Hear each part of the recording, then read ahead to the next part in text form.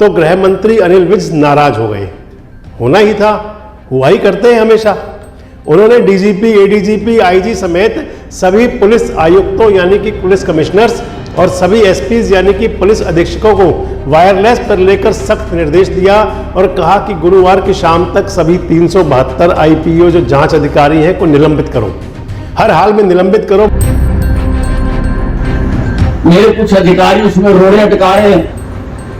अभी police department का निकाला 372 आदमी मैंने सस्पेंड किए और आज मैंने डीजीपी को कह दिया कि आज रात तक हर आदमी की मुझे सस्पेंशन चाहिए। 372 लोगों की सस्पेंशन चाहिए। दोस्तों नमस्कार, मैं संजय मग्गू और मौजूद हैं देश रोजाना के डिजिटल मीडिया प्लेटफॉर्म पर। समय प्राइम टाइम का है। प्राइम टाइम में जिन खबरों पर आपसे चर्चा करेंगे उनमें मुख्य हरियाणा की जो खबरें हैं वो ये है कि गब्बर गुस्से में है। गब्बर गुस्से में क्यों है बताएंगे आपको। बात पंजाब के एक झूठ की भी होगी जिसके अंदर वो ये कहता है कि हरियाणा ज़्यादा पराली जलाता है। बात 7वें भारतीय मोबाइल कांग्रेस के भी उद्घाटन की भी करेंगे जिसमें प्रधानमंत्री मोदी ने कांग्रेस पर बहुत तंज कसे। बात प्रधानमंत्री के मध्य प्रदेश दौरे की भी करेंगे जो चुनाव के लिए वहाँ वोट मांगने गए थे। बात कुछ अलग हटकर भी करेंगे। इन सभी बातों पर आपसे चर्चा करेंगे, लेकिन उससे पहले एक नज़र आज दिन भर की सुर्खियों पर लें। प्रधानमंत्री मोदी ने भारत मंडपम प्रगति मैदान में 7वें भारतीय मोबाइल कांग्रेस 2023 का किया उद्घाटन। मोदी बोले 6G में दुनिया की अगुवाई करेगा भारत। कार्यक्रम में 22 देशों के प्रतिनिधि हुए शामिल। राजस्थान के मुख्यमंत्री अशोक गहलोत के बेटे को ईडी का सम्मन। फेमा केस में पूछताछ के लिए 30 अक्टूबर को बुलाया गया है। कथित राशन घोटाला मामले में ईडी की कार्रवाई। पश्चिम बंगाल के मंत्री ज्योतिप्रिय मलिक गिरफ्तार। राजधानी दिल्ली में हवा की गुणवत्ता खराब। AQI का लेवल 249, सरकार अलर्ट पर पाबंदियां लगी। हरियाणा के 19 साल के गैंगस्टर योगेश कादियान के खिलाफ इंटरपोल ने जारी किया रेड कॉर्नर नोटिस। गाजा हमले को लेकर निंदा करते हुए 9 अरब देशों ने उठाया बड़ा कदम, जारी किया संयुक्त बयान। एशियन शूटिंग चैंपियनशिप में अर्जुन बबूता ने जीता सिल्वर मेडल, ओलंपिक कोटा किया हासिल। चीन के पूर्व प्रधानमंत्री का 68 साल की उम्र में निधन, दिल का दौरा पड़ने से हुई मौत। तो चलिए, ये तो खबरें वो थी जो आज सुर्खियों में हैं। अब आपसे जिक्र करते हैं उन खबरों का जो प्राइम टाइम का हिस्सा है। मैंने एक वीडियो में आपको पहले भी बताया था कि गब्बर बहुत गुस्से में है। तो गब्बर बहुत गुस्से में है, इस बात को आप मान लीजिए। गुस्से में इसलिए है कि उनकी कोई बात नहीं मान रहा। हम बात कर रहे हैं प्रदेश के गृह मंत्री और स्वास्थ्य मंत्री अनिल विज की। दरअसल 23 अक्टूबर को अनिल विज ने 372 जांच अधिकारियों के निलंबन का आदेश दिया था। ये फाइल डीजीपी शत्रुजीत कपूर के पास पहुंची। 25 अक्टूबर को आदेश पर मोहर भी लगी। एसएसपीज को भेज दिया गया, लेकिन गुरुवार यानी कि बृहस्पतिवार की दोपहर तक गृह मंत्री के पास निलंबन को लेकर कोई रिपोर्ट नहीं आई। आदेश देने के 3 दिन के बाद भी पुलिस विभाग द्वारा जब कोई कार्रवाई नहीं हुई तो गृह मंत्री अनिल विज नाराज हो गए। होना ही था, हुआ ही करते हैं हमेशा। उन्होंने डीजीपी, एडीजीपी, आईजी समेत सभी पुलिस आयुक्तों यानी कि पुलिस कमिश्नर्स और सभी एसपीज यानी कि पुलिस अधीक्षकों को वायरलेस पर लेकर सख्त निर्देश दिया और कहा कि गुरुवार की शाम तक सभी 372 आईपीओ जो जांच अधिकारी हैं को निलंबित करो, हर हाल में निलंबित करो। मुझे उनके खिलाफ सख्त एक्शन चाहिए और ये लापरवाही वाला रवैया बर्दाश्त नहीं करूँगा। उनका गुस्सा स्वास्थ्य विभाग को लेकर भी 7वें आसमान पर है। टीबी अस्पताल का अम्बाला का शिलान्यास करने गए तो वहाँ गरज पड़े। सुनिए क्या कह रहे हैं गब्बर सिंह। मेरे कुछ अधिकारी उसमें रोड़े अटका रहे हैं।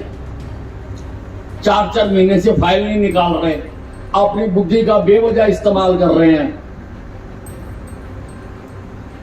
कि क्या जरूरत है इसकी। अपना ज्ञान बांट रहे हैं। ज्ञान को मुझे सबका निकालना आता है, आप जानते हो मैं निकालता भी रहता हूं। अभी पुलिस डिपार्टमेंट का निकाला 372 आदमी मैंने सस्पेंड किए और आज मैंने डीजीपी को कह दिया कि आज रात तक हर आदमी की मुझे सस्पेंशन चाहिए। 372 लोगों की सस्पेंशन चाहिए। तो गब्बर की नाराजगी इतनी बड़ी हुई है कि खबर ऐसी आ रही है कि अब वो स्वास्थ्य विभाग से इस्तीफा भी दे सकते हैं।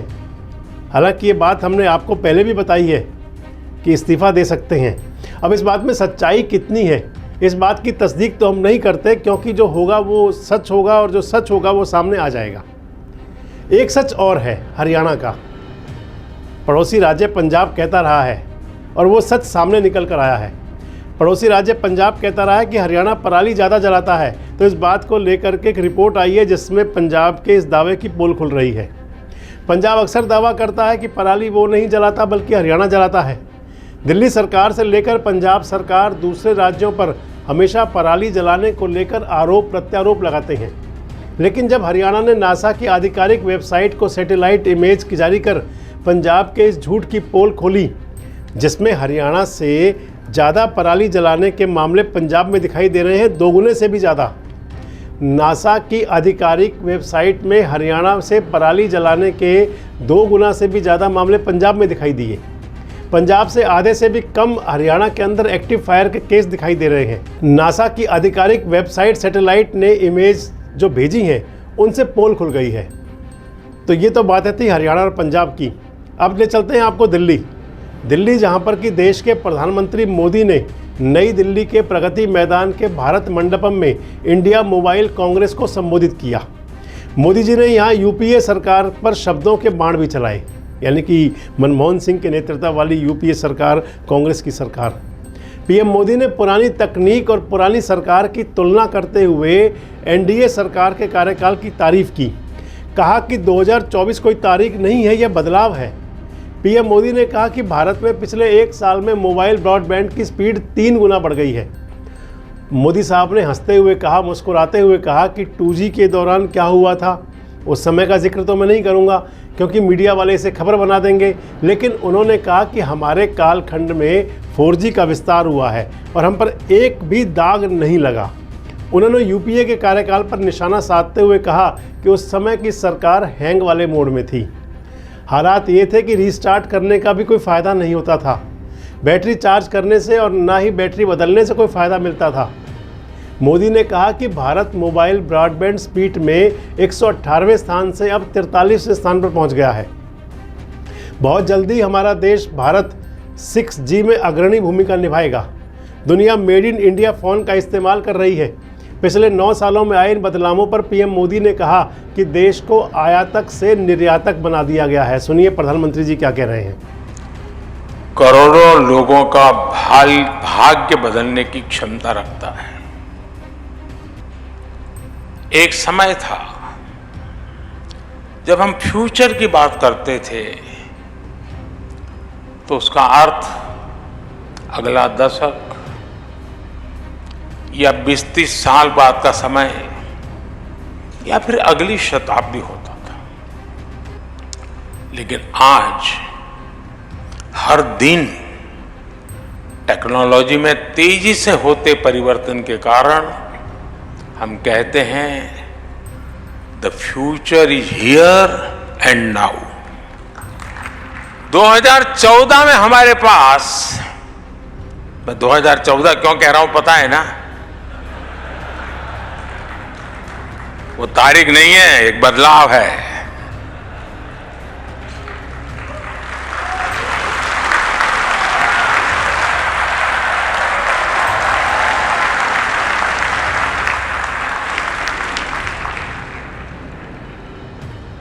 दो 2014 के पहले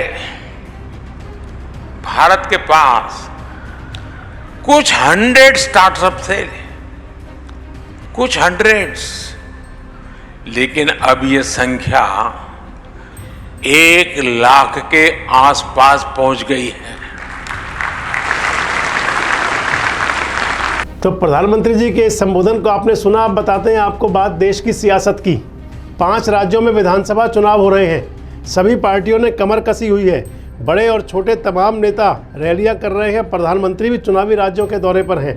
हालांकि पीएम मोदी इस बीच महाराष्ट्र भी गए, शिरडी वाले साईं बाबा का दर्शन भी किया और कई परियोजनाओं का शिलान्यास भी किया। इसी बीच आज पीएम मोदी का मध्य प्रदेश दौरा था। इससे पहले मोदी साहब कई बार मध्य प्रदेश के दौरे पर जा चुके हैं। हालांकि प्रधानमंत्री का यह दौरा सियासी नहीं है, लेकिन प्रधानमंत्री जहां भी जाते हैं उनका मैसेज देने का तरीका अलग ही होता है। हाल ही में प्रधानमंत्री का ग्वालियर दौरा था। वो भी कोई सियासी दौरा नहीं था, लेकिन उन्होंने जो संदेश देना था वह जरूर दे दिया। उन्होंने कहा था कि ज्योतिरादित्य सिंधिया उन्हें बहुत प्यारे हैं, बहुत प्रिय हैं उनके, क्योंकि ज्योतिरादित्य गुजरात के दामाद हैं। वैसे भी प्रधानमंत्री जहां भी जाते हैं उनसे उम्मीद यही लगाई जाती है कि उनका जो संदेश होगा, जो मैसेज होगा, कुछ अलग होगा। तो ये संदेश दे दिया ग्वालियर की जनता को और नाता जोड़ लिया गुजरात के साथ। गुजरात के दामाद हैं माधवराव सिंधिया के सुपुत्र ज्योतिरादित्य, और संदेश ये दे दिया कि ज्योतिरादित्य सिंधिया क्योंकि गुजरात के दामाद हैं और गुजरात मोदी जी का है। आगे आप सब समझदार हैं। प्रधानमंत्री मोदी के इस मध्य प्रदेश दौरे को महत्वपूर्ण इसलिए माना जा रहा है क्योंकि लगातार मध्य प्रदेश के पूर्व मुख्यमंत्री कमलनाथ का बयान सामने आ रहा है। कमलनाथ लगातार कह रहे हैं कि बीजेपी मध्य प्रदेश में हार रही है।